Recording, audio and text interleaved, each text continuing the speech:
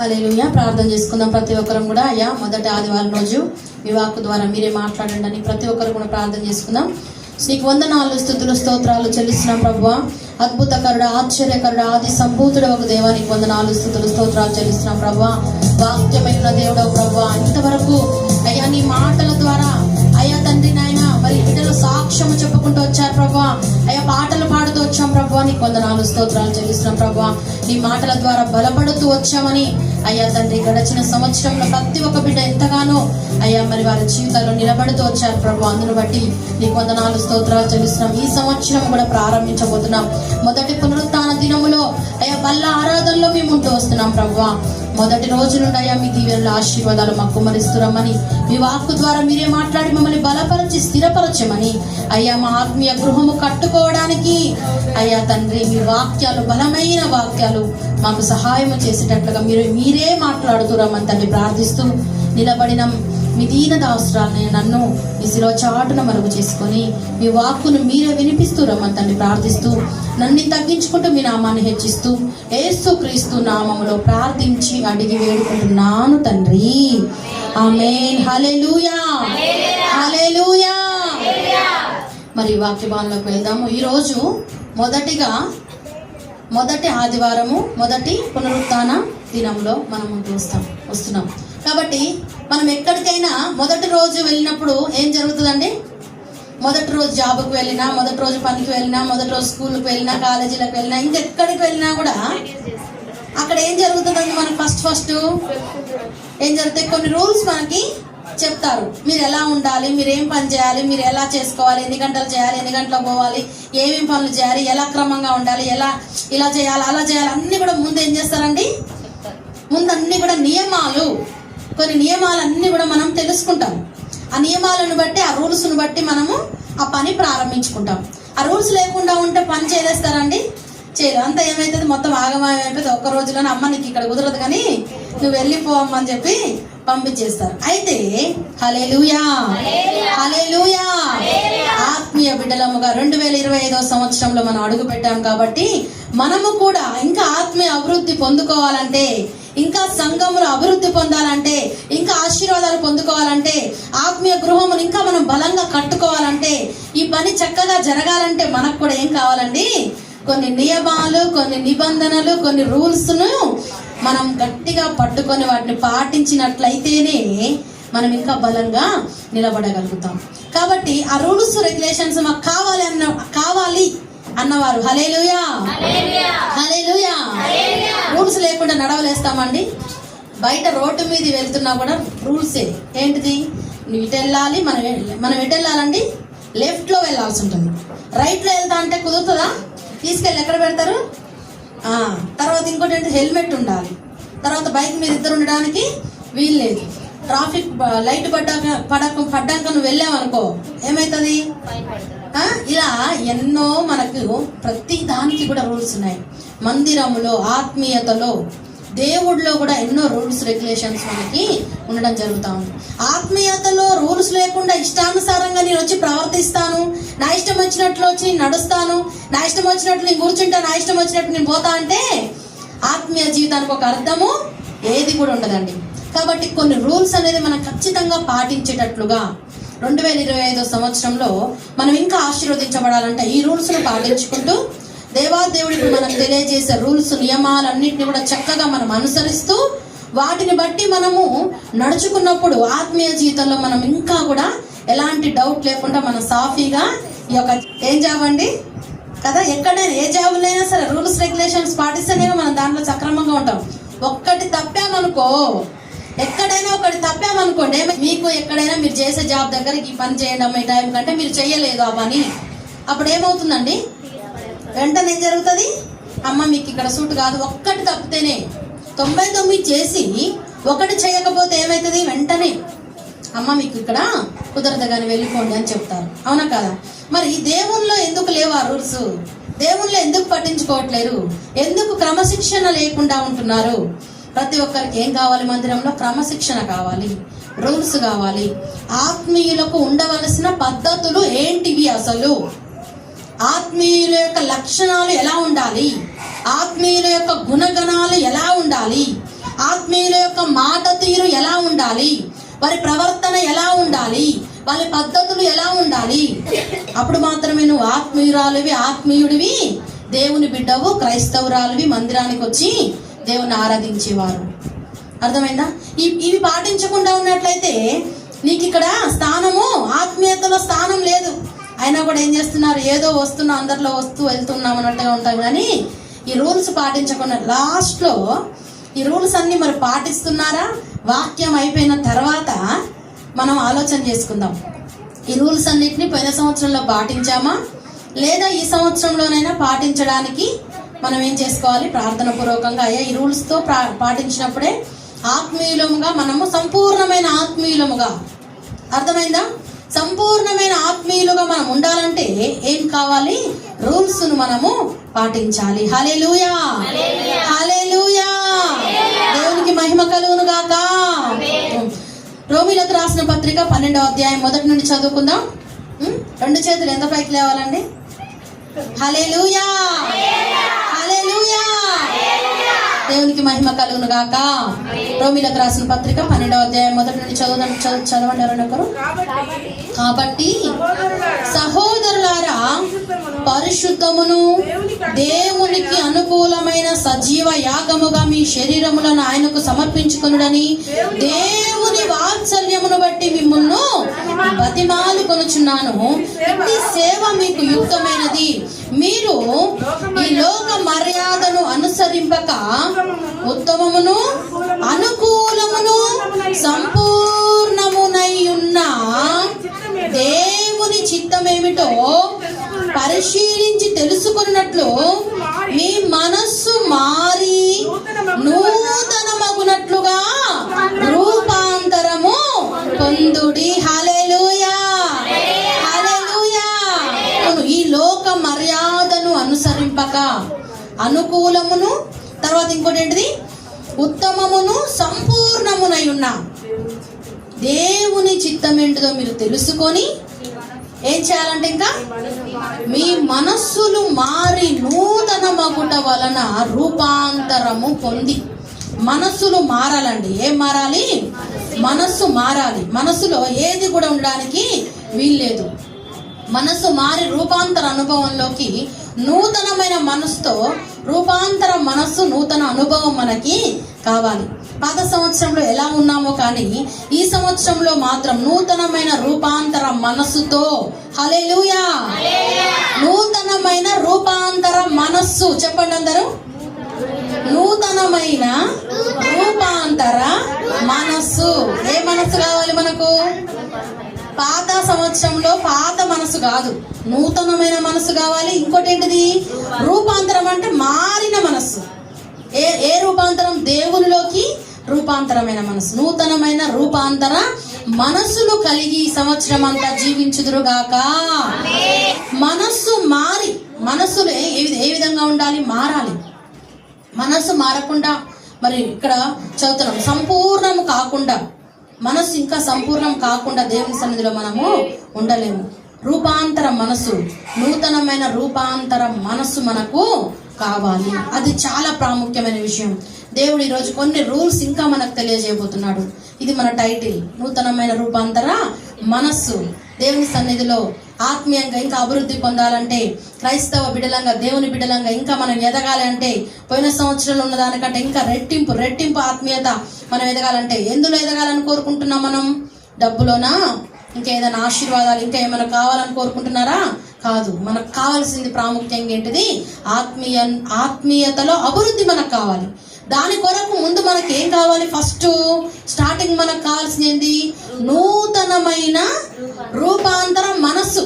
అది లేదనుకో, ఇప్పుడు ఎన్ని రూల్స్ ఇప్పుడు చెప్పబోయే దేవుడు మాట్లాడే ఈ రూల్స్ అన్నిటిని కూడా నీ హృదయంలోకి నువ్వు ఎక్కించుకోలేవు, వాటిని పాటించలేవు. అర్థమవుతుందా? కాబట్టి నూతనమైన రూపాంతరం మనస్సు కొరకు చాలా ప్రాముఖ్యంగా దేవుని మనం అది అడగాలి, అది మనం పొందుకోవాలి.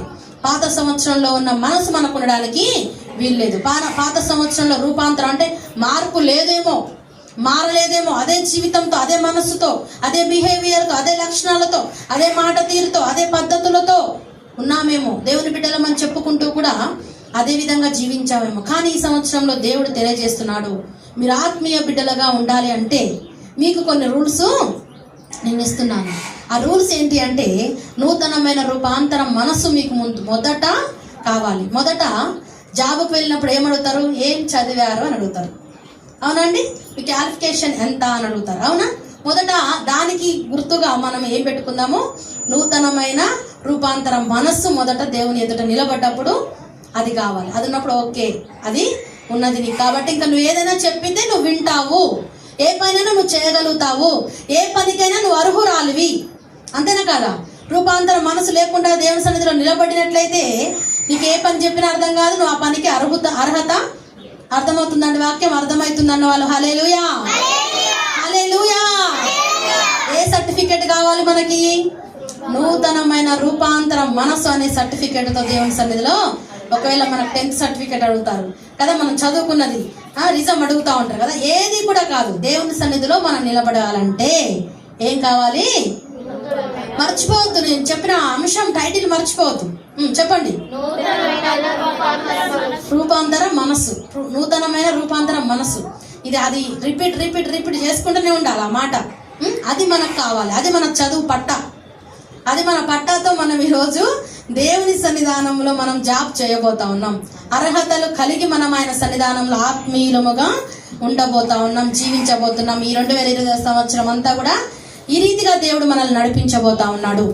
అయితే చదువుతాం. తర్వాత ఇంకో మాట కూడా చదవండి. 12:3 తన్ను తాను ఎంచుకొనదగిన దానికంటే ఎక్కువగా ఎంచుకొనక దేవుడు ఒక్కొక్కరికి విభజించి ఇచ్చిన విశ్వాస పరిమాణ ప్రకారము తాను స్వస్థ బుద్ధి గల వాడగుటకై తగిన రీతిగా తన్ను ఎంచుకొనవలెనని నాకు అనుగ్రహించిన కృపను బట్టి మీలోనున్న ప్రతి వానితోనూ చెప్పుచున్నాను. హల్లెలూయా, హల్లెలూయా. అయితే ఇక్కడ ఇంకొక మాట ఏంటంటే తన్ను తాను ఎంచుకొన తగిన దానికంటే ఎక్కువగా ఎంచుకొనక. అయితే మనం ఏం ఆలోచిస్తామంటే, మనం ఎలా ఎంచుకుంటామంటే మనల్ని మనమే, మన కెపాసిటీ ఉండేది కొంచెమే కానీ మనం ఎంత ఆలోచించుకుంటామంట? చాలా ఎక్కువగా ఆలోచించుకుంటామంట. కెపాసిటీ కొంచెమే కానీ ఆలోచనలు మాత్రం ఎలా ఉంటాయంట? ఎక్కువగా ఉంటాయి. అయితే దేవుడు తెలియజేస్తుంది ఏంటంటే మీ కెపాసిటీని బట్టి మీరు జీవించండి. మిమ్మల్ని మీరు తన్ను తాను ఎంచుకున్న దానిని ఎక్కువగా ఎంచుకోకండి. ఎవరికి ఇచ్చిన దాన్ని బట్టి, ఒక్కొక్కరికి విభజించి ఇచ్చిన విశ్వాస పరిమాణ ప్రకారము ఎవరెవరికి ఎంత విశ్వాస పరిమాణం ఉందో, విశ్వాసం యొక్క కొలత. విశ్వాసపు పరిమాణం అంటే ఏంటిది? విశ్వాసం యొక్క కొలత. నీకు ఎంతైతే విశ్వాసం ఉందో, ఎంతైతే విశ్వాసపు కొలత నీ దగ్గర ఉందో దాన్ని బట్టి నువ్వు పనులు చెయ్యి. నువ్వు ఉన్నదానికంటే ఎక్కువ ఆలోచించుకున్నావు అనుకో, నువ్వు అందులో ఆ పనిలో ఉండలేవు, చేయలేవు. కాబట్టి నీకెంతైతే విశ్వాసం ఉందో, నీకెంతైతే భక్తి ఉందో దాన్ని బట్టి చేయగానే ఇతరులు ఏదో చేస్తున్నారు, ఇతరులు ఉన్నదాన్ని బట్టి నేను చేస్తానని అనుకోవద్దు. ఇది చాలా ప్రాముఖ్యమైన ఫస్ట్ పాయింట్ మనం గుర్తుంచుకోవాలి. మనకున్న శక్తి సామర్థ్యాలను బట్టి, మన ఆత్మీయతను బట్టి, మన ప్రార్థనను బట్టి, మనలో ఉన్న విశ్వాసాన్ని బట్టి, దేవుడు మనకిచ్చే ఆశీర్వాదాలను బట్టి, అభివృద్ధిని బట్టి మాత్రమే మనము ఏం చేయాలి? పనులు చేసుకోవాలి. కానీ ఎవరో ఏదో చేస్తున్నారని వాళ్ళని వీళ్ళని మనల్ని మనం ఎక్కువగా ఎంచుకోవద్దు. దేవుడు నాకు ఇంతే ఇచ్చాడు కదా, నా కెపాసిటీ ఇదే కదా, నేను ఇంతే ఉండాలి కదా. ఒకవేళ ఇంతకంటే ఎక్కువ ఇచ్చినప్పుడు ఇంకెక్కువ ఆలోచించు. అవునా కదండి? కాబట్టి నీ విశ్వాస పరిమాణము చొప్పున. ఇప్పుడు విశ్వాసం పరిమాణం అంటే ఒకటి చెప్తా. ఏంటంటే కొంతమందికి పాటలు పాడరాదు అసలు. ఆయన కూడా నేను వచ్చి నిలబడి పాడతా అంటే సెట్ అయిద్దా? కొంతమందికి పాట పాడొస్తుంది. వారి విశ్వాస పరిమాణం, దేవుడు వారికి ఇచ్చిన తలాంతును బట్టి వారు పాడగలుగుతారు. కానీ ఇంకా వారికి ఏది కూడా చేత కాదు. మరి ఆ పాట కూడా పాడరాని వారు ఉంటారు. కాబట్టి వారు ఏమనుకోవాలి? అయ్యో నాకు పాట పాడరాదు కదా, నాకు దేవుడు ఇదే ఇచ్చాడు కాబట్టి ప్రార్థన శక్తి ఇవ్వచ్చు పాట రాకపోయినప్పటికీ. అయితే నాకు దేవుడు ఇచ్చింది ఏంటిది? నాకు ఇచ్చిందేని నా విశ్వాస పరిమాణాన్ని బట్టే నేను ఉండాలి. కానీ లేదు నేను ఇది కాదు, నేను పోయి పాట పాడతా అని వచ్చి నిలబడి పాట పాడితే ఏమైందండి?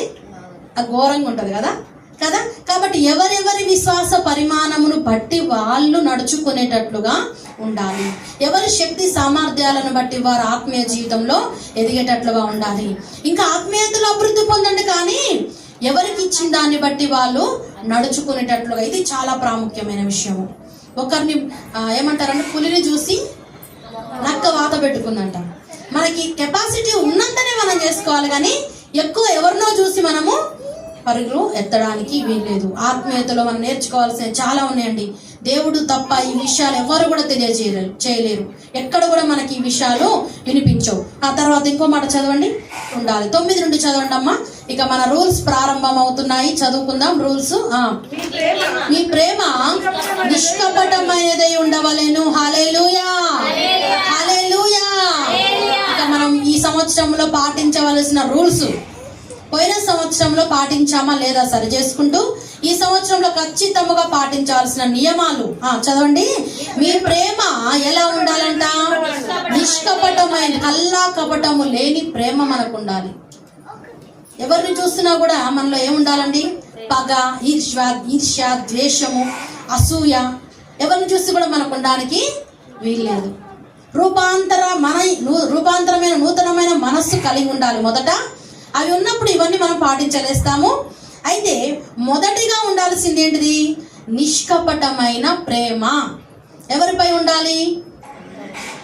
దేవునిపై ఉండాలి, సంఘంపై ఉండాలి, సేవకులపై ఉండాలి, సంఘ బిడ్డలపైన, తోటి సహోదరులపైన ఉండాలి. నిష్కపటమైన ప్రేమ. మొదటి రూల్ కి నేను ఒప్పుకుంటున్నానండి ఓకే అన్నవాళ్ళు హల్లెలూయా. నిష్కపటమైన ప్రేమను చూపిస్తారండి ఈ సంవత్సరం? చూపిస్తారా?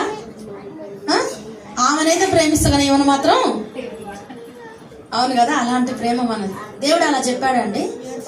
దేవుడు ఏం చేశాడంటే అందరి కోసం వచ్చాడు, సమస్త మానవాళి కొరకు, అందరిని ప్రజలను ప్రేమించి ఆయన, లోకమును ఎంతో ప్రేమించి ఆయన రక్తము కార్చడానికి. లేదు నీ కొందరి కోసం వచ్చాను, నీకొక్కదాని కోసం వచ్చానని చెప్పాడండి. మరి మనం దేవుడి రూపాంతరం అనుభవంలోకి వస్తే, దేవుని రూపాంతరంలోకి వస్తే మనకు కూడా ఉండాల్సింది ఏంటిది? ప్రేమ, నిష్కపటమైన ప్రేమ. ఇవన్నీ కొన్ని జిరాక్స్ తెప్పించుకుందామండి, కొన్ని రూల్స్ ఈ సంవత్సరంలో. నిజంగా కొన్ని మన వాక్యాలు కూడా కొంత ఇంకా మనం జాగ్రత్తగా వాటిని బట్టి అనుసరించేటట్లు నేర్చుకోవాలి. కొన్ని రూల్స్ మంచిగా ఒకళ్ళతో రాపిద్దాము, జిరాక్స్ తెప్పించుకొని తలా ఒకటి పంచుకొని ఇంట్లో పెట్టుకోండి. ప్రతి రోజు లేవగానే చూడాలి రూల్స్. నిష్కపటమైన ప్రేమ కలిగి ఉంటున్నామా? ఇతరులను చూసినప్పుడు ప్రేమ చూపిస్తున్నామా? ఇతరుల పైన ద్వేషం చూపిస్తున్నామా? ఇతరులపై అసూయ కలిగి ఉంటున్నామా? ఇతరులపై కోపం చూపిస్తున్నామా? అది మనం అర్థం చేసుకోవాలి. మొదటగా దేవుని బిడ్డలైన వారు, దేవుని బిడ్డ అని అనిపించుకునే వారు బల్లలో చేయి వేయబోతున్నాం ఈరోజు. దేవుని రక్తంలో కడగబడిన వారిలో ఉండవలసిన లక్షణాలు ఏంటిదండి? నిష్కపటమైన ప్రేమ మొదట ఉండాలి. ఎలాంటిది కూడా మలినము ఉండడానికి వీలేదు. దేవుడి ప్రేమలో ఉందా అండి ఏమైనా తేడా ఉందా? మరి మనం దేవుని బిడ్డలం, తండ్రిని అనుసరించి నడిచేవారం కదా. కాబట్టి మనలో కూడా ఏముండాలి? నిష్కపటమైన ప్రేమ. ఎవరినైనా సరే ప్రేమించాలి. తర్వాత ఇంకో మాట చదువుదాం. చెడ్డదానిని అసహించుకొని మంచిదాన్ని హత్తుకొని ఉండు. హల్లెలూయా. ఇంకోటి ఏం చేయాలి? రెండవదిగా చెడ్డదానిని, చెడ్డు ఏంటిదో మనకు తెలుస్తుంది, చెడు ఏంటిదో మనకి తెలుస్తుంది కదంటే. నాకు చెడు తెలవట్లేదంటే ఆ చెడులోనే జీవిస్తున్నాను అన్న వాళ్ళు ఎవరైనా ఉన్నారా? ఉంటారండి కొంతమంది. అర్థం కాదు మైండ్లకి. చెడు ఏంటిదో మంచి ఏంటిదో కూడా అర్థం కాదు. నీ బట్టినా చెప్పండి, నీ బట్టిన కుందేలకి మూడే కాళ్ళు అన్నట్టుగా మంచి ఏంటిదో చెడు ఏంటిదో అర్థం చేసుకోలేని పరిస్థితులు ఉంటారు. కానీ మనము, దేవుడు మనకి ఇచ్చిన జ్ఞానం అలాంటిది కాదు. మిడిమిడి జ్ఞానం ఇచ్చాడా మనకి దేవుడు? ఇచ్చాడా అండి? ఇవ్వలేదు. దేవుడు మిడిమిడి జ్ఞానం మనకి ఇవ్వలే.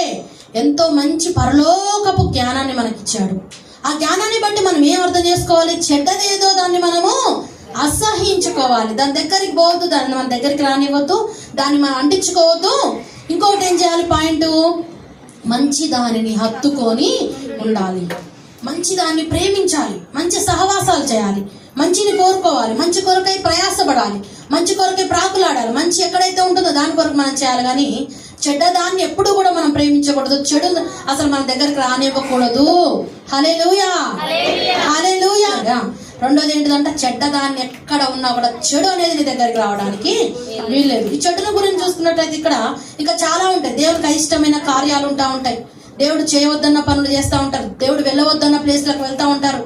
అవును కదండి. కొన్ని వ్యసనాలకు గురైన వారు కూడా ఉంటారు. కొన్ని దేవుడికి అయిష్టమైన వ్యసనాలు, వాటిని కూడా ఏం చేయాలి? విడిచిపెట్టాలి. చెడుని ఏం చేయాలి? అసహించుకోవాలి. దేవుడు ఏం చేశాడండి? దేవుడి దగ్గర ఎక్కడైనా ఏమైనా చెడు ఉందా? ఎక్కడైనా చూడడానికి ఉందా? ఎక్కడ కూడా లేదు. కాబట్టి మనం దేవుని బిడ్డలం కాబట్టి చెడు మన దగ్గర ఉండడానికి లేదు. ఇంకోటి ఏంటిది? మంచిని ఏం చేయాలంట? హల్లెలూయా. మంచిని ఏం చేయాలి? మంచి ఉందంటే నువ్వు ఎక్కడికైనా ప్రాకులాడాలి, ఎంతైనా ప్రయాసపడాలి. దాన్ని హత్తుకోవడం అంటే ఏంటిది? కౌగిలించుకోవడం కదా. మంచిని ఏం చేయాలి? కౌగిలించుకొని మంచిని ఎప్పుడు కూడా విడిచిపెట్టకూడదు. మంచిని ఎప్పుడు కూడా దూరము అవ్వకూడదు. చెడు ఉందంటే వెంటనే వదిలిపెట్టేసే. సహోదర ప్రేమ విషయములో ఒకని యందొకడు అనురాగము గలవారై ఘనత విషయములో ఒకరినొకడు గొప్పగా ఎంచుకొనుడి. హల్లెలూయా. ఇక్కడ రెండు విషయాలు మనం అర్థం చేసుకోవాలి. సహోదరుల ఏంటంటమ్మా? సహోదరుల ప్రేమ విషయంలో అనురాగమైన ప్రేమ ఉండాలి. హల్లెలూయా. దేవుడి ఈ సంవత్సరంలో అసలు ఇవన్నీ ఎంత చక్కగా తెలియజేస్తున్నాడంటే అర్థమవుతుందండి. సహోదర ప్రేమ విషయంలో ఏముండాలి? ఏముండాలండి? అనురాగం. అనురాగం అంటే ఏంటిది? ఇద్దరి మధ్యలో క్లోజింగ్ బంధము. అనురాగ బంధం అంటే తేడా అనేది ఉండకూడదు. సహోదరులు అంటే సంఘ బిడ్డలు అందరూ ఒక అనురాగం మాట్లాడుకుంటున్నా, వాళ్ళ బంధం చూస్తున్నా ఒక అనురాగం కనపడాలి అక్కడ, ఒక ఆప్యాయత కనిపించాలి అక్కడ. సహోదర ప్రేమలో ఏం కలిగి ఉండాలి? మనమందరము అనురాగము కలిగి ఉండాలి. ఇంకోటి ఏంటిది? రెండోది, ఒకరి యందు ఒకరు ఏం కలిగి ఉండాలంట?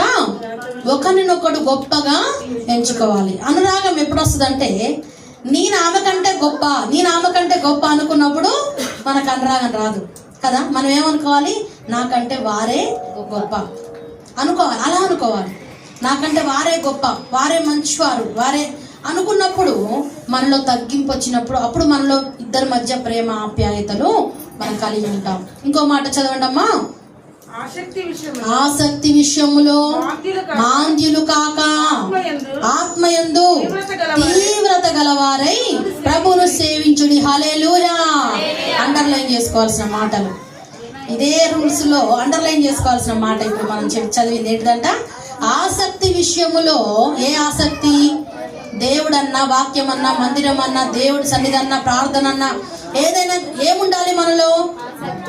ఆసక్తి ఉండాలి. ఆసక్తి లేకుండా మన దేవుని సన్నిధికి రాకూడదు. పరిగెత్తుకొని ముందే సిద్ధపాటుతో ఉండాలి. ఆసక్తి విషయంలో ఎలా ఉండాలి? ఆసక్తి కలిగి ఉండాలి. దేవుడు అంటే మనకు హృదయంలో ఏముండాలి? ఆశ ఉండాలి. ఆశ లేకుండా ఏం పోతాంలే, ఏం చేస్తాంలే, ఎందుకులే, ఏదో పోవాలి కదా పోదాం, అట్లా ఉండొద్దండి. ఎప్పుడు ఆదివారం వస్తుందా, ఎప్పుడు దేవుని సన్నిధికి వెళ్ళాలా, ఎప్పుడు ప్రార్థనలు పెడతారా, అక్క ఇంక ఇది పెట్టండి, ఇంకా అట్లా అలాంటి ఆసక్తి మనము కలిగి ఉండాలి. ఆసక్తి కలిగి ఉండి ఇంకేం చేయాలంటున్నారు? ఆత్మయందు తీవ్రమైన మనస్సు నీకు ఉండాలి. ఆత్మయందు ఏముండాలి? తీవ్రత గలవారే ప్రభువును సేవించడం. ఆత్మలో తీవ్రత ఉండాలి. దేవుని కొరకే పరిగెత్తే మనసు మనకు ఉండాలి. ఆత్మలో తీవ్రత ఉండాలి. కానీ ఆత్మ డల్లుగా చప్పబడిపోయినట్టు, చల్లారిపోయినట్టు, అర్థమైందా అండి? ఆత్మ ఎప్పుడు మండుతూనే ఉండాలి, రగులుతూనే ఉండాలి, ఎప్పుడు పరిగెత్తుతూనే ఉండాలి. ఇది అండర్లైన్ చేసుకోవాల్సిన రూల్స్ లో అండర్లైన్ చేసుకోవాల్సిన ప్రాముఖ్యమైన విషయాలు. ఆత్మలో ఏముండాలి? మనకి తీవ్రత ఉండాలి. తర్వాత నిరీక్షణ గలవారై సంతోషించుచు శ్రమయందు. ఇంకోటి ఏంటిదంటే నిరీక్షణ గలవారై ఏం కావాలి? నిరీక్షణ అంటే ఏంటిది? ఎదురు చూడడం, ఒక నమ్మకము. దేవుడు మనకున్నాడు, పరిశుద్ధాత్మ దేవుడు మనకు తోడుగా ఉన్నాడనే నమ్మకము. అది మనం ప్రతి ఒక్కరం కూడా కలిగి ఉండాలి. దాన్ని విడిచిపెట్టడానికి వీల్లేదు. తర్వాత ఇంకొకటి ఏంటిది? నిరీక్షణ కలిగి ఎలా ఉండాలంట? సంతోషముగా ఉండాలి. బాధగా ఉండడానికి వీల్లేదు మనకు. నా దేవుడు నాకున్నాడు, నా దేవుడిని నమ్ముకున్నాను, నా నిరీక్షణ నాకు ఉన్నది అనే బలము మనకు ఉండాలి. తర్వాత ఇంకోటి ఏంటిది? సంతోషం ఉండి శ్రమయందు ఓర్పు కలిగి. మన నిరీక్షణ ఉన్నప్పుడు, దేవుని బిడ్డలో అయినప్పుడు కొన్ని వస్తాయి. ఏంటి? శ్రమలు వస్తాయి, బాధలు వస్తాయి, కన్నీరు వస్తుంది. లోకంలో ఉన్నాం కాబట్టి, ప్రత్యేకించబడి ఉన్నాం కాబట్టి ఇంకా కొంచెం స్పెషల్గానే మనకి కన్ను ఉంటుంది మన పైన. కాబట్టి శ్రమలు వచ్చినప్పుడు మనం ఏం కలిగి ఉండాలంట? ఓర్పు గలవారై ఉండాలి. శ్రమలు వచ్చినప్పుడు ప్రతి ఒక్కటి కూడా మీరు అక్కడ రాసుకొని చదువుతున్నప్పుడు అండి, ఈ సంవత్సరం అంతా కూడా ఎంతగానో మీ జీవితాలకు ఉపయోగపడతాయి ఈ మాటలు. శ్రమ వచ్చినప్పుడు ఈ మాట చదువుకోవాలి. శ్రమ యందు ఏం కావాలి మనకి? ఓర్పు కావాలి, సహనము కావాలి, ఓపిక పట్టుకోవాలి. ఎందుకంటే ఈ శ్రమ ఎందుకు వచ్చిందో, ఈ శ్రమను బట్టి మనం ఇంకా ఏం నేర్చుకోబోతున్నామో, ఈ శ్రమ వలన ఏ ఆశీర్వాదాలు దేవుడు మనకి ఇవ్వబోతున్నాడో, ఏది జరిగినా మేలుకే జరుగుతుంది, అది మర్చిపోవద్దండి. తర్వాత శ్రమ యందు ఓర్పు గలవారై ప్రార్థన యందు ఏముండాలంట? పట్టుదల కావాలి. పట్టుదల ప్రార్థన చేయాలి. నీకు ఏ అవసరం ఉందో, ఈ సంవత్సరంలో ఎన్నో అవసరాలు ఉంటాయి, ఎన్నో అక్కర్లు ఉంటాయి, ఎన్నో కార్యాలు నీ కుటుంబంలో చేయవలసి ఉంటాయి, అవునా కదా? ఎన్నో గొప్ప కార్యాలు జరగాలని నువ్వు ఎదురు చూస్తుంటావు. మరి వాటి కొరకు నువ్వేం చేయాలంట? పట్టుదల ప్రార్థన చేయాలి. విడిచిపెట్టకూడదు. పట్టు విడిచిపెట్టడానికి వీల్లేదు. అలాంటి ప్రార్థన చేయాలి. తర్వాత ఇంకో మాట, పరిశుద్ధుల అవసరములలో పాలు పొందుచు శ్రద్ధగా ఆతిథ్యము ఇచ్చుచుండుడి. అయితే పరిశుద్ధుల అవసరతలు అంటే దేవుని బిడ్డల్లో మందిరంలోను పరిచర్యలోను సహకారం చేసేటట్లుగా ఉండాలి. ఇంకోటి ఏంటిదంటే ఆతిథ్యము ఇచ్చేటట్లుగా ఉండాలి. ఆతిథ్యం అంటే తెలుసా అండి? తెలుసు కదా ఆతిథ్యము. ఎవరైనా ఇంటికి వచ్చినప్పుడు ఈ సంవత్సరంలో దేవుని బిడ్డలు కానీ ఇంకెవరు కానీ ఏదైనా వచ్చినప్పుడు మనకు చేతనైనంత మటుకు మనం ఏం చేయాలంట? ఆతిథ్యం ఇచ్చేవారుగా ఉండాలి. ఆ తర్వాత మిమ్మును హింసించు వారిని ఏం చేయాలంట? హల్లెలూయా, హల్లెలూయా. హింసించే వారిని దీవించడం ఏంటంటే అసలు దీవిస్తారు ఎవరన్నా? ఎవరైనా మనల్ని బాధ పెడుతున్నారు అనుకోండి, ఎవరైనా హింసిస్తున్నారు అనుకోండి, వాళ్ళని దీవిస్తామా? నువ్వు బాగుపడాలి, నువ్వు మంచిగా ఉండాలి అని దీవిస్తారండి ఎవరైనా మనం బాధ పెట్టే వాళ్ళని? అసలు అది అట్లా రూల్స్, అది రూలే కాదు అసలు మనకి, అవునా కాదా? అసలు అది మన రూల్లో ఉండదు. కానీ మరి దేవుని రూల్ ఏమో ఇట్లుందిగా. ఏం చేయాలంట? హింసించే వారిని ఏం చేయాలంట? దీవించాలి. మనల్ని ఎవరు బాధ పెడుతున్నా, ఎవరు మనల్ని ఏమంటున్నా కూడా మనం వారిని అయ్యో ఇట్లా చేస్తారు, అట్లా చేస్తారు, వాళ్ళు ఇట్లా అవుతారు, వాళ్ళు అట్లా అవుతారు అని చేసి ఏం చేస్తారండి? మనసులో శాపాలు పెట్టుకుంటా ఉంటారు. మనసులో ఏదో ఒకటి, ఎప్పటికైనా వీళ్ళకి కాకపోదా నేను చూడకపోతానా, అవునా కదండి, పగ పట్టుకొని ఉంటా ఉంటారు. కానీ దేవుడి మనస్సు నూతనమైన రూపాంతరం మనస్సు ఉంటే ఎలా ఆలోచించాలంట? చెప్పండి, చదవండి. హింసించు వారిని ఏం చేయాలంట? దీవించాలి. జనులు నిన్ను నిందించి హింసించి మీ మీద చెడ్డ మాటలలో పలికినప్పుడు మీరు ధన్యులు కదండి. దేవుడు మత్తయి సువార్త 5వ అధ్యాయంలో హింసించే వారిని, ఎవరైతే నిన్ను నిందిస్తున్నారో హింసిస్తున్నారో అప్పుడు నువ్వు సంతోషించాలి, ఆనందించాలి, వారిని బట్టి నువ్వు దీవించాలి. అయ్యా నువ్వు దీవించబడుదుగాక, అమ్మ నువ్వు దీవించబడుదుగాక. అది దేవుని మనస్సు. అలాంటి మనస్సు ఉందా మనకి? లాస్ట్కి అన్నిటికీ టిక్కులు వేసుకొచ్చుకుందాం. లాస్ట్కి దీవించుడు గాని శపించవద్దు, సంతోషించు వారితో సంతోషించుడి, ఏడ్చు వారితో ఏడువుడి. ఇది కూడా మొన్న కూడా చెప్పా. సమయములు కాలములు దేవుని వశంలో ఉన్నాయి. ఏ సమయంలో ఏ పని చేయాలో, ఎప్పుడు ఏది చేయాలో అదే చేయాలి. మనం తారుమారు చేయడానికి వీలేదు. సంతోషించాల్సిన సమయంలో సంతోషించాలి, అప్పుడు ఏడ్చుకుంటూ కూర్చోవద్దు. ఆరాధించే సమయంలో ఆరాధించాలి. అప్పుడు మరలా ఇంకో నువ్వు వచ్చి ఎప్పుడు ఆరాధిస్తా అంటే ఇక్కడ మందిరం పెడతామా కదా? ఏ టైం దానికే ఉంటది. కాబట్టి సమయములను ఎప్పుడు కూడా మనము దుర్వినియోగం చేసుకోవద్దు, సద్వినియోగం చేసుకోవాలి. నూతన సంవత్సరంలో దేవుడు అదే మాట్లాడాడు. నువ్వు ఏ సమయంలో ఏది చేయాలో అదే చెయ్యి. ఎందుకంటే దేవుడు సమయములు కాలములు అన్ని కూడా ఆయన చక్క పెట్టాడు. అన్ని మనం అలా చేయాలని రూల్స్ ఉన్నాయి అలా. కాబట్టి వాటిని మనం పాటించాలి. దోషించే వారితో మనం ఏం చేయాలి? నీకు సమయం ఉన్నప్పుడు నువ్వు కూడా వచ్చి సంతోషించాలి. ఏడ్చే వారితో నువ్వు కూడా వెళ్ళి వారిని ఓదార్చేటట్లుగా మనం ఉండాలి. అంటే ఏ సమయంలో మనము అలా నడుచుకునే మనసు మనకి కావాలండి. తర్వాత ఇంకో మాట, ఒకరితో ఒకరు మనస్సు కలిగి ఉండుడి, హెచ్చు వాటి యందు మనసుంచక తక్కువ వాటి యందు ఆసక్తులై ఉండుడి. హల్లెలూయా. ఏం చేయాలంటమ్మా? ఒకరితో ఒకరు మనస్సు కలిగి ఉండాలంట. ఏక మనస్సు కావాలి. ఇది చాలా ప్రాముఖ్యమైన విషయం. ఒక అటు పోదామంటే ఒక ఇటు పోదామంటే అప్పుడు ఎట్లుంటుంది ఒకసారి చూడండి. ఏక మనస్సు ఉండాలి. నువ్వేదంటే అదే అన్నట్టుగా ఉండాలి. ఇద్దరు మనస్సు ఒకటే ఉండాలి. సంఘ బిడ్డలందరూ కూడా ఒకటే మనస్సు కలిగి ఉండాలి. ఏక మనస్సుతో ఉండాలి. రకరకాల మనసులు, రకరకాల ఆలోచనలు, రకరకాల మాటలు ఉండడానికి వీల్లేదు. ఒకటే మనసు కలవాలంట కదా. మనసు కలవాలంటారు. అది ఐడియా ఉందండి? మనసు కలిస్తే ఇంక ఏ బాధ ఉండదు, అవునా? మనసులు కలవాలి ముందు. మనసులు కలిస్తే అక్కడ ఇంకా ఏ దానికి కూడా అక్కడ చోటు అనేది ఉండదు, వేరే ఏ దానికి కూడా చోటు అనేది ఉండదు. మనసులు కలవలేదనుకో, ఇక్కడ నీ మనసులో వచ్చేసి నీ మనసులో వేస్తారు, పక్కన వాళ్ళ మనసులో వచ్చేసినప్పుడు ఇద్దరికి ఏమో జరుగుతూ ఉంటది, అసూయ కలుగుతూ ఉంటది, ఒకరిపై ఒకరికి కోపాలు, క్రోధాలు ఇవన్నీ జరుగుతుంటాయి. కాబట్టి మనస్సు ముందు కలవాలి, ఒకరిదొకరు మనసు కలుసుకో, మనసు తెలుసుకోవాలి. మనసు తెలుసుకొని, మనసు ఉంటే మార్గం ఉంటుంది అంటారు కదా, మనసు ముందు తెలుసుకొని ఉండాలి. ఒకరి మనసు ఒకరు ఎరిగి ఉండాలి. మనం ఎలాంటి వ్యక్తులు, ఎలాంటి స్వభావం అనేది ముందు తెలుసుకోవాలి. అలాంటి మనస్సు కలిసి ఉండేటట్లుగా మనం ఉండాలి. కానీ నా మనసు నాది, నా ఇష్టం నాది, నీ ఇష్టం నీది అనడానికి ఇక్కడ కుదరదు. తర్వాత హెచ్చు వాటి యందు మనసుంచక తగ్గు వాటి యందు ఆసక్తులై ఉండుడి. హల్లెలూయా, హల్లెలూయా. దీనికి ఎవరైనా ఇష్టపడతారా అండి? ఇష్టపడతామన్న వాళ్ళు హల్లెలూయా చెప్పండి. ఏం చదివాము అక్కడ? ఏముంది అర్థం తెలుసా?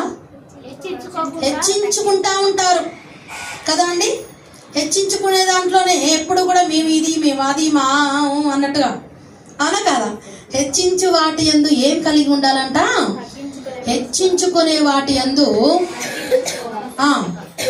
మనస్సుంచక.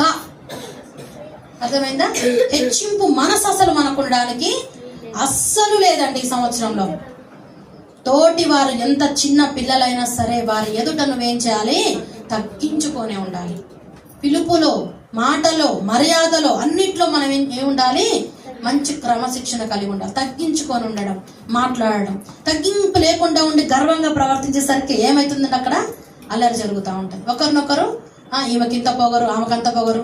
పైన సంవత్సరంలో వచ్చాయా వైట్ టాక్స్? ఆమెకంత పొగరు, ఈమెకింత పొగరు, పొగరు బాగుంది ఆమెకి. డైలాగులు విన్నావా లేవా అండి? విన్నావా లేదా?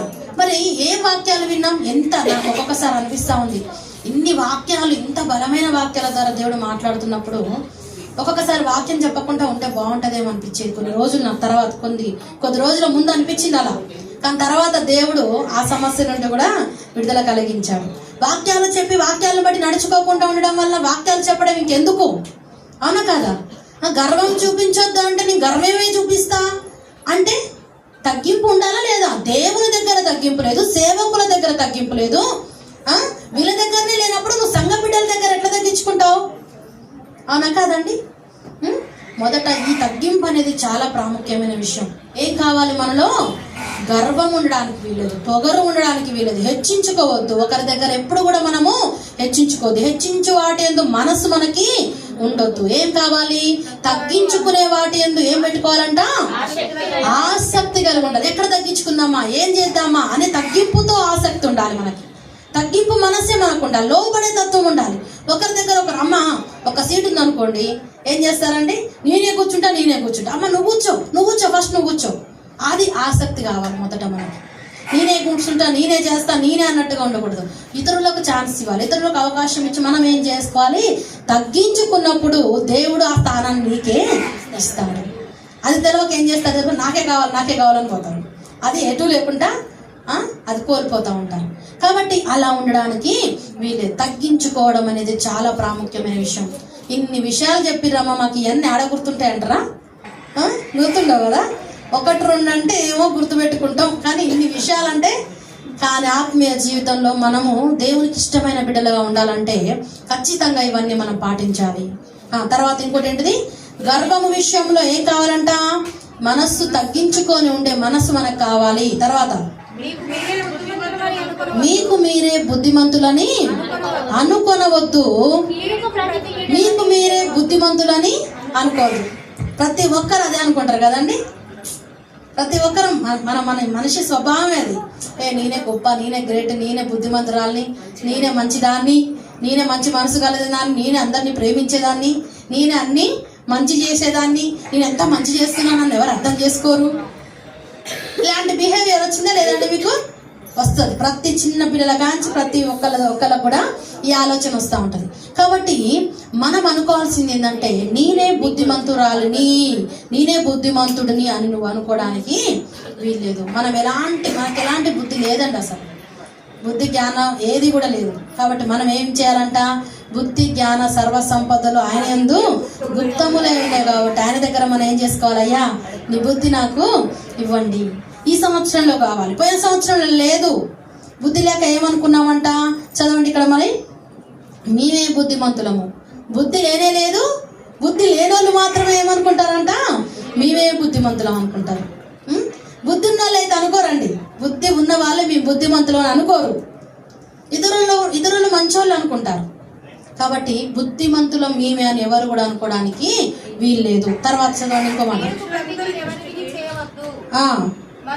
కీడుకు ప్రతి కీడు ఎవరికి కూడా మీరు చేయవద్దు. ఒకవేళ మిమ్మల్ని ఎవరైనా బాధ పెట్టినా, మీకేమైనా కీడు చేసినా కూడా వెంటనే దానికి తగ్గట్టుగా కీడు చేయడానికి వీల్లేదు. కీడుకు ప్రతి కీడు మనం చేయకూడదు. దేవుడు మనకిచ్చిన ఆజ్ఞ అది కాదు. మనం పాటించాల్సిన రూల్ అది కానే కాదు. ఒకవేళ క్షమించే మనసు మనకు కావాలి. మనకు ఎవరైనా కీడు చేసినా కూడా మనం ఏం చేయాలండి?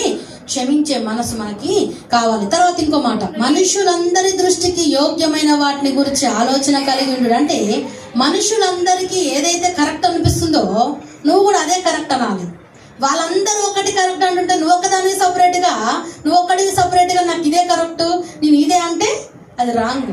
మనుషులందరి దృష్టికి ఏది కరెక్ట్ అనిపిస్తుందో, ఏది నీతి న్యాయం అనిపిస్తుందో అది మనము కూడా వారితో కలిసి చేసేటట్లుగా ఉండాలి. తర్వాత శక్యమైతే నీకు చేతనైతే వీలైతే చేతనైనంత మట్టుకు సమస్త మనుషులతో సమాధానముగా ఉండు. హల్లెలూయా, హల్లెలూయా. నీకు వీలైనంత వరకు, నీకు చేతనైనంత మటుకు, శక్యమైనంత చేతనైనంత మట్టుకు ఏం చేయాలంట? సమాధానంగా ఉండడానికి. సమాధానం అండి. ఇతరులతో ఎవరితోటైనా మనం కయ్యాలు పెట్టుకుంటా ఉంటారు. ఎప్పుడు ఎవరితో ఒకటి ఏదో ఒకటి ఏమంటారు, ఇంకోటి గొడవలు, ఏదో ఒకటి గెలుపుకోవడము, ఏదో ఒకటి ఇవన్నీ జరుగుతూ ఉంటాయి. అది కాదు మనకు కావాల్సింది. మనకు చేతనైన మట్టుకు కూడా మనం చేయాల్సింది ఏంటంట? సమాధానంగా ఉండాలి. ఒక మాటతో సమాధానం వస్తుందండి, తెలుసా మీకు? ఒకటే మాటతో సమాధానం వస్తుంది. ఆ ఒక్క మాటతో మనం సమాధానంగా ఉంటే అయిపోద్ది కదా. కానీ అది మాత్రం రానియరు. ఆ సమాధానం మాట మాత్రము రాకుండా ఏం చేస్తూ ఉంటారు? దాన్ని పట్టుకొని అది అట్లనా ఇది ఇట్లనా అని చెప్పి దాన్ని ఇంకా ఏం చేస్తారు? గొడవకి జీవం పోసి ప్రాణం పోసి దాన్ని ఇంకెక్కువ పెద్దగా చేసుకొని దాన్ని రాచి రంపాన పెట్టి ఇంకా చాలా ఉంటాయి దానికి. అలాంటి మనసులు ఉంటాయి. కాబట్టి అలా మనం చేయడానికి వీల్లేదు. ఇక్కడ చదివిన మాట ఏంటిదంటే, చదవండి, సమాధానంగా ఉండడానికి. సమాధానంగా ఉండాలి. ఇంకొకటి ఏంటిది? మన ద్వారా సమాధానం ఉండాలి, కానీ మన ద్వారా ఎక్కడ కూడా గొడవ అనేది రావడానికి వీల్లేదు. సమాధానంగా ఉండడానికి మనం ప్రయత్నం చేయాలి. ఇతరులు సమాధానంగా ఉండడానికి కూడా మనం ప్రయత్నము చేయాలి. మనమే సమాధానంగా ఉండినప్పుడు ఇతరుల దగ్గర ఇద్దరి మధ్య సమాధానం లేనప్పుడు వాళ్ళిద్దరిని కలిపే మనసుందా? ఇద్దరి మధ్య సమాధానము కలిగించే మనసుందా? లేదు. ఇంకొకటి ఎక్కువనే చేస్తూ ఉంటాం. మనసులో పెట్టుకోవాలి. ఏదైనా మనసులో పెట్టుకొని సమాధానము మనం చేసేటట్లుగా ఉండాలి. అది దేవుడు చూస్తాడు. అది దేవుడు ఆ మనసును చూస్తాడండి. అట్లాంటి మనసు మనకు కావాలి. సమాధాన పరిచే మనసు మనకి కావాలి. దేవుడు కోరుకున్నవి, దేవునికి ఇష్టమైనవి, ఇవన్నీ రూల్స్. దేవుని సన్నిధానంలో, దేవుని బిడ్డలుగా ఆయన సన్నిధానంలో ఉండాలంటే ఇట్టి అర్హతలను కలిగి మనము ఉండాలి. తర్వాత చదవండి ఇంకో మాట,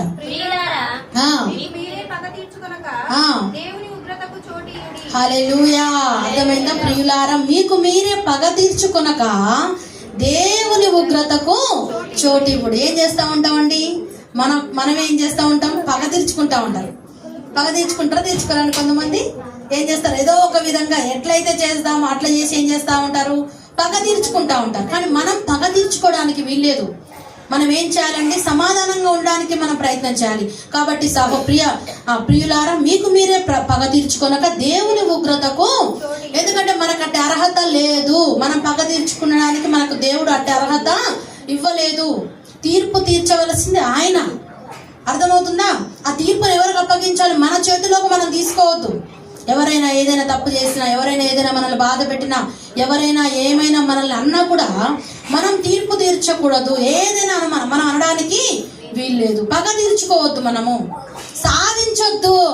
ఏంటిదండి? సాధిస్తూ ఉంటాం.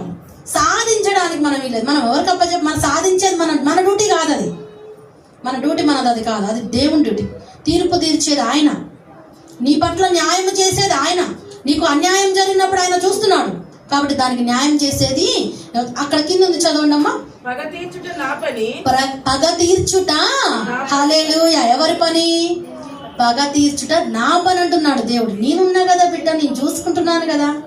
నీకు జరిగే అన్యాయం, నీకు జరిగే బాధ, నిన్ను పెట్టే బాధ అన్ని కూడా నేను చూస్తున్నా. నువ్వు పగ తీర్చుకున్నట్లయితే ఇక నేను అక్కడ ఏం చేయడానికి ఉండదు. ఒక ఇద్దరంట బాగా కొట్టుకుంటున్నారంట, కింద ఒకరిని పడేసి పైన ఒకడు కూర్చొని కొడతా ఉన్నాడంట. బాగా కొడతా ఉన్నప్పుడు కింద ఉన్నాయన ఏసయ్యా ఏసయ్యా ఏసయ్యా రా ఏసయ్యా నన్ను కాపాడేసయ్యా అంటా ఉన్నాడంట. అప్పుడు ఏసయ్య చూసి వస్తున్నాడంట, ఇంకా కొంచెం దూరం దగ్గరికి అంటా ఉంటే ఈ కింద ఉన్న వ్యక్తి భరిస్తూనే ఉన్నాడు. ఏసయ్య వచ్చి నన్ను కాపాడేసయ్యా అని ఇంకా బిగ్గరగా కేకలు వేస్తున్నాడంట. అయితే ఏసయ్య చూసి ఇంకా కొంచెం దగ్గరికి వచ్చాడంట. ఇంకా కొంచెం దగ్గరకు వచ్చే టైంలో ఇంక కింద ఉన్న వ్యక్తికి ఓపిక నశించిపోయింది. ఓపిక మనకు ఉండదా అండి? అసలు ఓపికే పట్టం, నశించే కాడికి తర్వాత వచ్చేట, కానీ ఓపికే ఉండదు. అయితే ఓపిక నశించిపోయి ఏం చేస్తున్నాడు, తిరిగి కొడుతున్నాడంట. తిరిగి కొట్టేసరికి ఆయన చూసి, ఏసయ్య చూసి, ఆహా ఓకే నా డ్యూటీ నువ్వు చేస్తున్నావు కదా, నువ్వు చేసుకో అని చెప్పి వెనక్కి తిరిగి వెళ్ళిపోయాడంట. ఇంక ఇద్దరు కొట్టుకున్నారు. ఇంకా అక్కడ గొడవ ఎక్కువైతే ఇద్దరు ఒకడు ఏమైపోతారండి, అలా జరుగుతూ ఉంటుంది. అయితే దేవునికి చోటు ఇచ్చినప్పుడు, దేవుని పిలిచినప్పుడు దేవుడు వచ్చేదాకా ఓపిక పట్టాలి, సహనము కలిగి ఉండాలి. దేవుడు ఆయన పని, ఇక్కడ ఎంత మంచి మాట, పగ తీర్చుట నా పని, తీర్పు తీర్చేది నేను చూసుకుంటాను, నువ్వు పగ పెట్టుకోవడానికి వీల్లేదు. ఇంకో మాట కూడా చదవండి. నేనే ప్రతిఫలం ఇత్తును అని ప్రభువు చెప్పుచున్నాడని వ్రాయబడి ఉన్నది. ప్రతిఫలం ఇచ్చేది ఎవరు? పగ తీర్చుట నా పని, ప్రతిఫలం ఇచ్చేది నేను అని ఎవరు చెప్తున్నారంట? ప్రభువు చెప్తున్నాడు. దేవుడి మాట అది. నేను ప్రతిఫలాలు ఇచ్చేది ఎవరిని బట్టి, ఎవరి మనసుల్ని బట్టి, ఎవరు అన్యాయం జరుగుతుందో, ఎక్కడ న్యాయం జరుగుతుందో వారికి నేను ప్రతిఫలాలు ఇచ్చేది నేను, పగ తీర్చేది నేను. నా పని అది, నీ పని అది కాదు. నీ పని ఏంది? నువ్వేం చేయాలి? నువ్వు భరించి సహించి ఓర్పుతో ఉండి నాకు చెప్పు. నువ్వు తిరిగి చేయడానికి లేదు. అదే పైన చదువుతున్నాం కదా, ఏం చదివినా పగ తీర్చుకోవడానికి, మీకు మీరే పగ తీర్చుకోవడానికి వీలు లేదు, నాకు ఇవ్వండి అప్పుడు నేను చూసుకుంటున్నాను అంటున్నాడు. తర్వాత చదవండి అమ్మా. కాబట్టి నీ శత్రువు ఆకలికొని ఉంటే అతని భోజనం పెట్టుకు, దప్పికొని ఉంటే దాహమికిము అలాగు చేయుట, మీరు అతని తల మీద నిప్పులో కుప్పగా పోయుదురు. కీడు వలన ఎవరైనా మన శత్రువు ఉన్నప్పుడు మనం పగ తీర్చుకోకుండా వారికి సహాయం చేస్తే అప్పుడు దేవుడు చూస్తాడు. కాబట్టి ఏమవుతుందంట, వాడి తలపైన నిప్పుల కుప్ప పోసినట్టుగా అవుతుందంట. లేదా మనమే ఒకవేళ పగ తీర్చుకున్నాం అనుకో, ఆ నిప్పుల కుప్ప ఎవరి మీద పడ్డట్టు? మన మీద మనమే పోసుకున్నట్టు. అయితే చివరి మాట చదువుకుందాం. కీడు వలన జయింపబడక, హల్లెలూయా, మేలు చేత కీడును జయించండి, హల్లెలూయా. మంచి మాట. కీడు వలన జయించొద్దు. చెడు వలన, చెడు పనుల వల్ల, చెడు ఆలోచనల వలన, చెడు తలంపుల వలన, చెడు పనుల వలన ఏదైనా మనం జయించడానికి ప్రయత్నము చేయొద్దు. ఇంకో మాట ఏం చదువుతున్నాం? మేలు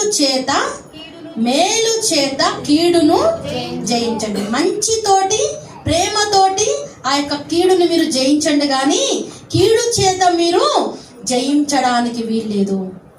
ఒకవేళ అలాంటి ఆలోచన ఉందనుకో, దేవుడు భయంకరంగా మనకు తీర్పు తీర్చాల్సి వస్తుంది. కాబట్టి అలా కాకుండా కీడు వలన జయించడానికి వీల్లేదు, కీడు ద్వారా మీరు సాధించడానికి వీల్లేదు, కీడు ద్వారా మీరు పగ తీర్చుకోవడానికి వీల్లేదు. కానీ మేలు చేత, శత్రువు కనపడ్డప్పుడు ఏం పెట్టమన్నాడు? ఆహారం పెట్టమన్నాడు కదా.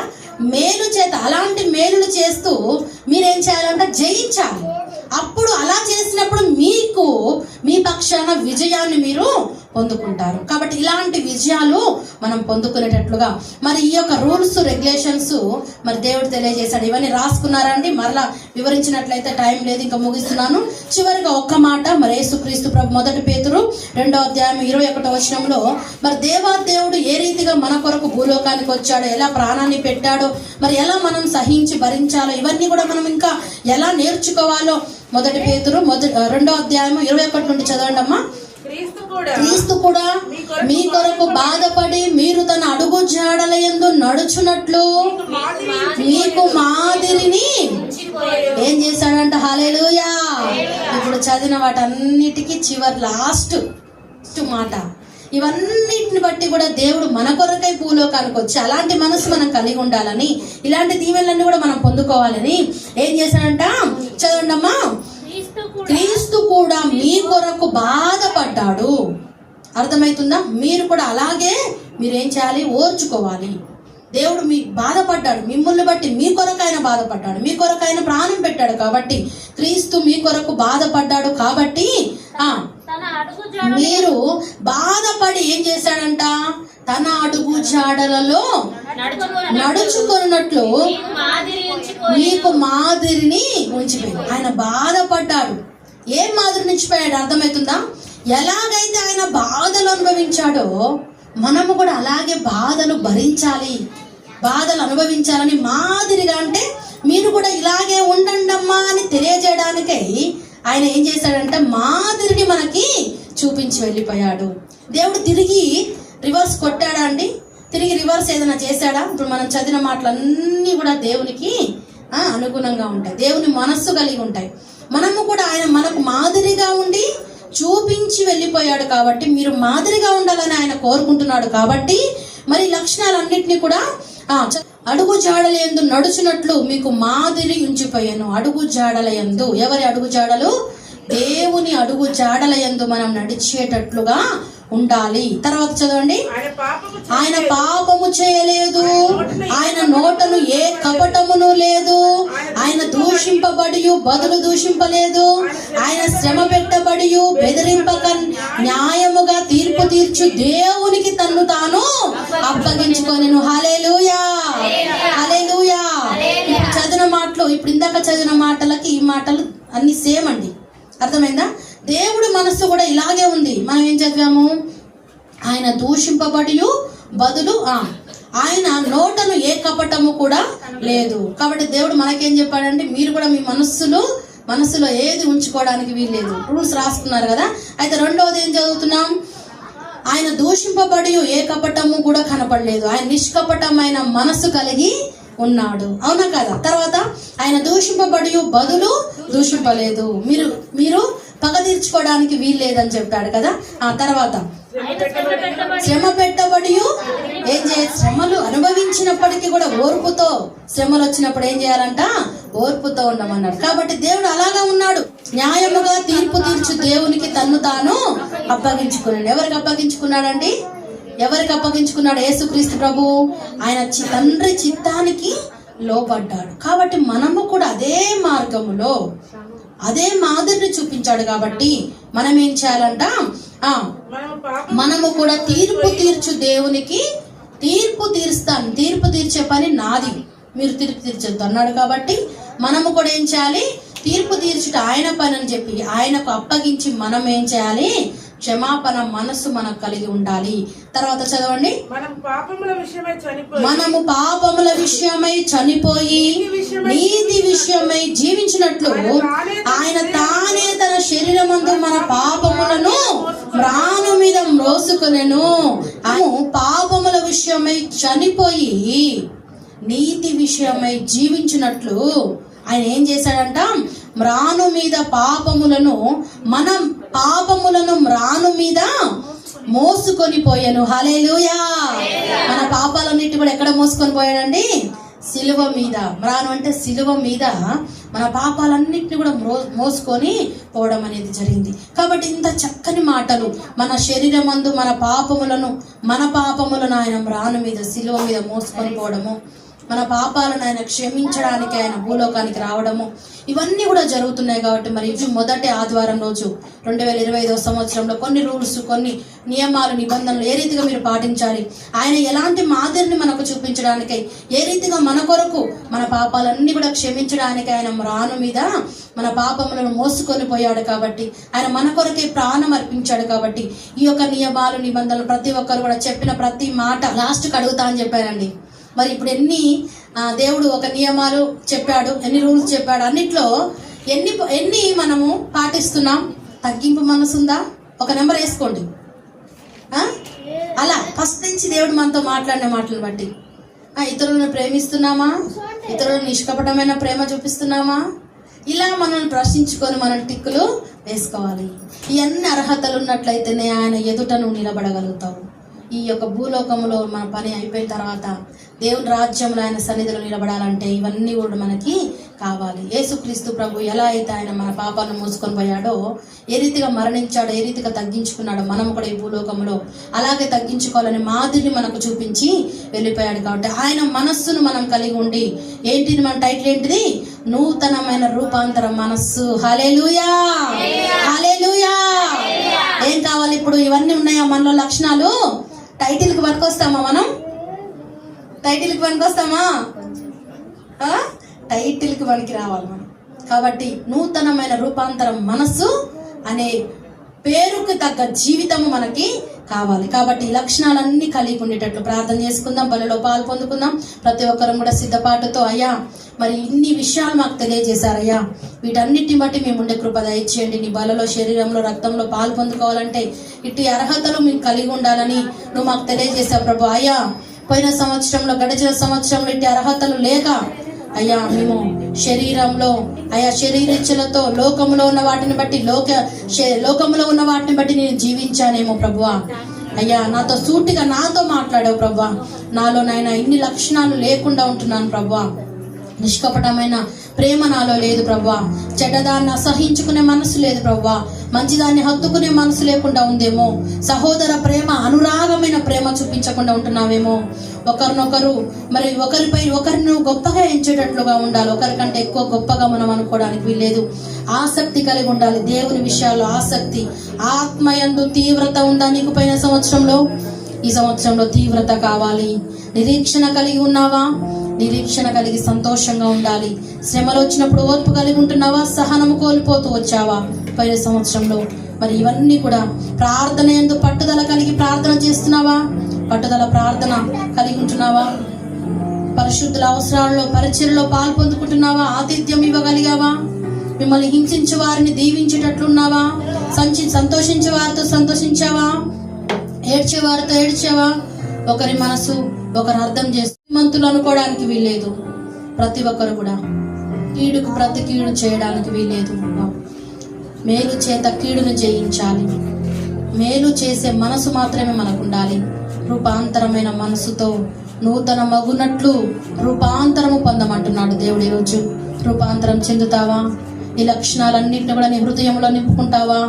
ఈ సంవత్సరంలో మొదటిగా మరి ఇవన్నీ కలిగి ఉంటే నేను ఆత్మీయురాలుగా, సంపూర్ణమైన పరిపూర్ణమైన ఆత్మీయురాలుగా దేవుని ఎదుట నిలబడడానికి అర్హత సంపాదించుకునే బిడ్డగా ఉంటావు.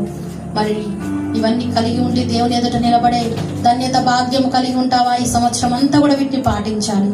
అటు రీతిగా ఉండేటట్లు మరి దేవుడు మన కొరకై, మన పాపముల కొరకై మరి ఆయన ఎంతగానో తగ్గించుకొని దేవునికి తను తాను అప్పగించుకుంటూ వచ్చాడు. మా ప్రభువానికి వందనాలు.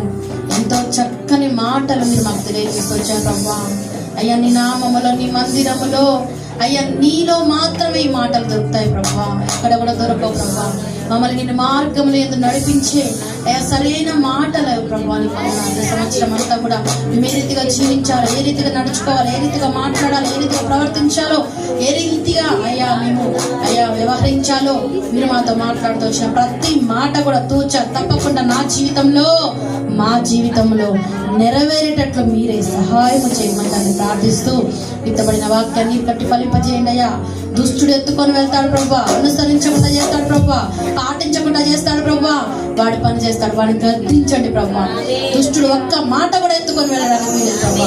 ప్రతి మాట హృదయంలో పదిలపరుచుకొని నెమరు వేసుకుంటూ, హృదయం అనే పలక మీద రాసుకొని అయ్యా నెమరు వేసుకుంటూ ఆయన ఆ మాటల్ని బట్టి నడుచుకునే కృప మా అందరికీ కూడా దయచేసి పెట్టమంతని ప్రార్థిస్తూ అయ్యా మేమందరము రూపాంతరమైన నూతనమైన మనస్సు కలిగి ఉండేటట్టు అయ్యా మాకు సహాయము చేస్తున్నామంతని ప్రార్థిస్తూ ప్రతి ఒక్క బిడ్డను ప్రత్యేకమైన రీతిలో దీవించి ఆశీర్వదించమని, ఇంకా వాక్యాన్ని బట్టి బలపడి స్థిరపడి ఉండే కృప దయచేయమని యేసుక్రీస్తు నామములో ప్రార్థించి అడిగి వేడుకుంటున్నాను తండ్రి.